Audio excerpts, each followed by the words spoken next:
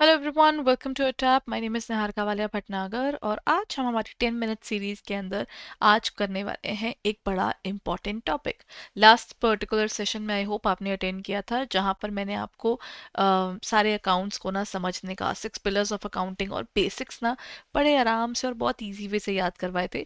तो प्लीज़ इस particular series को कंटिन्यू करते चलेगा, हम ऐसी छोटी छोटी इंपॉर्टेंट चीज़ों को कवर करते चलेंगे इसके अंदर। आज का मेरा टॉपिक रहने वाला है rules of debit and credit. लेकिन आज हम इस पूरे रूल को नहीं समझेंगे, we will be taking one thing at a time. आज का session is all about real accounts. चलिए जानते हैं व्हाट इज रियल अकाउंट्स। देखिए, गोल्डन रूल्स ऑफ अकाउंटिंग के अंडर ना बेसिकली क्या हुआ था। Golden rules of accounting are basically ये ना इसकी शुरुआत आप कह सकते हैं लुका बार्टोलोम्यू पिक्योली, यानी ये एक बेसिकली इटालियन मॉन्क थे जिन्होंने बेसिक अकाउंटिंग जो हम पढ़ते हैं आज के समय पे डेबिट और क्रेडिट वाली, वो सारी की सारी डबल एंट्री बुक कीपिंग उन्होंने शुरुआत की थी। इसको उन्होंने अपनी बुक यानी सुमा के अंदर लिखा था, SUMAA। ठीक है, उनकी बुक नेम थी सुमा। इसके अंदर उन्होंने इस पर्टिकुलर अकाउंटिंग की डिस्क्रिप्शन दी थी।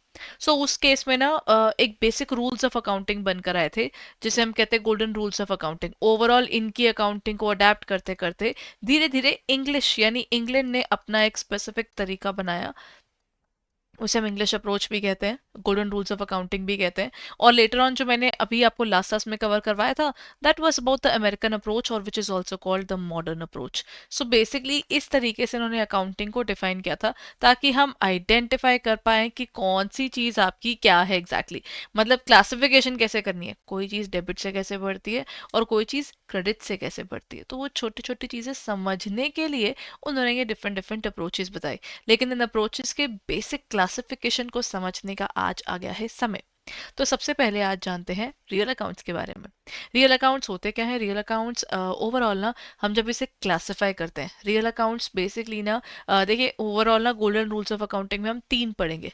आज का session is about real accounts, next session में हम बात करेंगे पर्सनल और फिर हम बात करेंगे नॉमिनल। जो गोल्डन रूल्स ऑफ अकाउंटिंग है उसके अंदर overall 3 different types of accounting की बात की गई थी, रियल, पर्सनल और नॉमिनल। अगर आपको याद हो, लास्ट सेशन में मैंने आपसे बात की थी एसेट्स की। Assets for what? Assets are basically anything which helps your business to grow. ठीक है, वो ऐसे रिसोर्सेज है जिनका आप इस्तेमाल करके अपने बिजनेस में और इनकम कमाने की कोशिश करते हैं। रियल अकाउंट कहता है मैं सारे एसेट्स की बात करूंगा। किस तरीके से? वो कहते हैं कि आपके पास 2 तरह के अकाउंट्स आते हैं। एक होता है टेंजिबल रियल अकाउंट्स, एक होता है इनटेंजिबल रियल अकाउंट्स। जिन पर्टिकुलर एसेट्स को या रियल अकाउंट्स को हम टच कर सकते हैं वो टेंजिबल कहलाते हैं, और जिन्हें हम नहीं छू सकते वो इंटेंजिबल कहलाते हैं। अब हम लोग इनटेंजिबल्स में किसके थ्रू इनकम कमाते हैं? जैसे गुडविल। अब मैं मान लीजिए बड़ा बेसिक एग्जांपल दे रही हूँ। बीच में ना ये चीज़ आई थी, बिग बाजार ने क्या किया था, उन्होंने ना अपने एक तरह से बिग बाजार अगर अपने वो निकालेगा, मॉइस्चराइजर्स निकाल दे या फिर अपने डिटर्जेंट्स निकाल दे या अपनी बेसिक क्रीम्स निकाल दे, आप उसको लेंगे या फिर you opt for the creams that you already know about. For example Nivea, हर एक को पता है, वो एक कोल्ड क्रीम अच्छी मानते हैं। देन पॉन्ड्स आ गया, और उसके अलावा जितने भी ब्रांड्स हम लोग यूज़ करते हैं, पीपल यूज़ मल्टीपल ब्रांड्स। आज इंटरनेशनल ब्रांड्स की भी कोई कमी नहीं है हमारे कंट्री में। जिस ब्रांड का आपको पता है उस ब्रांड के आप लोग क्रीम्स पिक करेंगे, या एक रैंडम अनब्रांडेड ऑर्गेनाइजेशन की? हम लोग क्या करते हैं, हम हमेशा जिसका हमें पता होता है ना, हम उसकी तरफ जाते हैं, क्योंकि उसकी मार्केट बनी हुई है। उसकी मार्केट में एक आप कह सकते हैं गुडविल है, रेपुटेशन है। That particular thing is something which they in cash, तो वो गुडविल है। Then patents, trademarks, copyrights, brand value. EduTap has a brand copyright over these particular sessions that we create. क्यों? क्योंकि उनका स्पेसिफिक यहाँ पर आपका साइन यूज होता है, ये कोई और यूज नहीं कर सकता। इसके थ्रू ऑर्गेनाइजेशन कमाती है, इसको बेचकर नहीं, इसके थ्रू रेगुलरली कमाई होती है। दैट इज वाई इन्हें हम एसेट्स कहते हैं। अब बारी आती है जिन एसेट्स को आप टच कर सकें, यानी टैंजिबल एसेट्स। टैंजिबल एसेट्स भी हमारे कई टाइप के होते हैं। First is your fixed assets. जो भी एसेट्स आपके बिजनेस में लंबे समय के लिए रहते हैं उन्हें हम कहते हैं आप फिक्स्ड एसेट्स। क्या कहेंगे? फिक्स यानी long term, more than 1 year exactly अगर इसकी बात की जाए तो। जैसे लैंड, बिल्डिंग, मशीनरी, फर्नीचर, ये सारे आप बिजनेस में लॉन्ग टर्म इस्तेमाल करते हैं and you can touch them, that's why ये टैंजिबल रियल एसेट्स हैं। और इसमें हमारे पास land building machinery, you don't buy it for one day and उसको नेक्स्ट डे आप सेल कर देंगे ना, तो ये आपके कहते हैं फिक्स्ड एसेट्स हैं, ये आपके बिजनेस में लंबे समय के लिए रहते हैं और इनके थ्रू आप अर्न करते हैं। Then we have current assets जो आपके रेगुलर बेसिस पे आपके पास होते हैं और इसके थ्रू आप पैसा कमाते हैं। इन्वेंट्री यानी हमारा स्टॉक, अकाउंट रिसीवेबल यानी जिन लोगों से हमें पैसा आना है उनमें से एक हमारा डेटर भी कहलाता है ना, और कैश, बैंक बैलेंस, ये सारे आपके बिजनेस में शॉर्ट टर्म है, right? That is why they are called current assets. Any asset which changes over a period of 1 year is called current asset. Then we have the area of wasting assets. Wasting assets कौन से होते हैं? ये वो assets हैं जिनको आप use करते जाएं उनकी वैल्यू गिरती जाती है बिकॉज आप उसमें से एक्सट्रैक्ट करते हैं। नॉर्मली ये रिलेट किए जाते हैं नेचुरल एसेट्स के साथ, नेचुरल रिसोर्सेज के साथ। माइंस हो गई, क्वेरीज होगी, ऑयल वेल्स हो गए, आप उनमें से ऑयल एक्सट्रैक्ट करते जाएंगे, वेल में से ऑयल कम होता जाएगा। Again this is something which is an waste, which is a wasting asset, जिसमें से चीज आप निकालते हैं। Last is your investment assets. आप इनका इस्तेमाल क्या करते हैं? You just keep them, business में उनको बस संभाल कर रखा जाता है। कई बार क्या होता है, बिजनेस के पास में वो एक एक्स्ट्रा प्लॉट बाय करके रख लेते हैं, कोई एक्स्ट्रा फैक्ट्री के लिए जगह लेकर रख लेते हैं, लेकिन उसको इस्तेमाल नहीं करते अभी, तो वो आपकी इन्वेस्टमेंट होती है। चाहे हम गोल्ड में पैसा डाल दें, चाहे सिल्वर में पैसा डाल दें, या फिर हम कोई और रियल एस्टेट बाय कर लें। सो रियल अकाउंट्स कौन से अकाउंट्स होते हैं? सारे एसेट्स इसके अंदर कवर होते हैं जिनका इस्तेमाल बिजनेस करता है अपनी ग्रोथ के लिए, right? So this is where you find it. तो हमारे पास आते हैं fixed assets, current assets, wasting and investment assets. Now when we talk about, इसको हमने क्यों समझा, right? Golden rules of accounting में मैंने कहाँ बताया कि डेबिट में क्या आता है और क्रेडिट में क्या आता है। सबसे इजी रूल जो है वो इसी का है, दैट्स वाई शुरुआत इससे की। इसका रूल क्या कहता है?